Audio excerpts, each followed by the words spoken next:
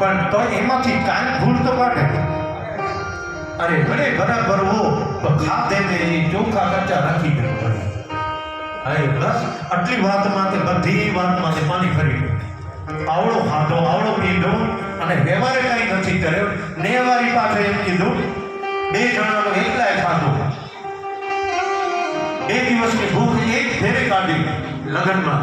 પણ છતાં કહીને એમ કહ્યું બધું બરાબર હતું પણ ચોખા રંધાણા નતા બરાબર, કાચા રહી ગયા. એટલે આ સંસારને તમે કોઈ દિવસ પહોંચી નહીં શકો.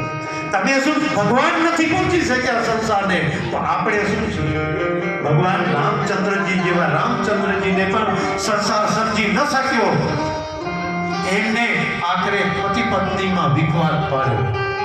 માતા જાનકી અને પ્રભુ રામચંદ્રજી વચ્ચે વિખવાદ પાડ્યો. એ સંસાર જ કર્યો. આ સંસાર હતો.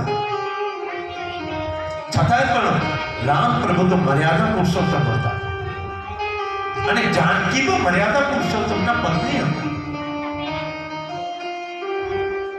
તો એટલા માટે કહેવામાં આવે છે કે સંસારે જેને રામ ભગવાનને નથી મૂક્યો એ આપણે તો મૂકશે જ નહીં. એવી આશા ન રાખજો કે આપણે મૂકી દેશે.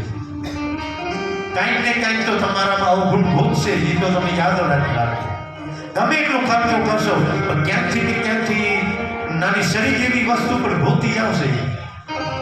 તો એટલા માટે કહેવામાં આવે છે કે એવા વ્યક્તિ સાથે તમે રહો કે તમારામાંથી કંઈક અવગુણ કાઢી લો. એ મને તમને સમજમાં આવશે કે જો ઓલો સારો આપણો હિત ઈચ્છે છે ને એ આપણો કોઈ દિવસ અવગુણ કાઢતો જ નથી, પણ આને 1 સેકન્ડમાં અવગુણ કાઢી લીધો.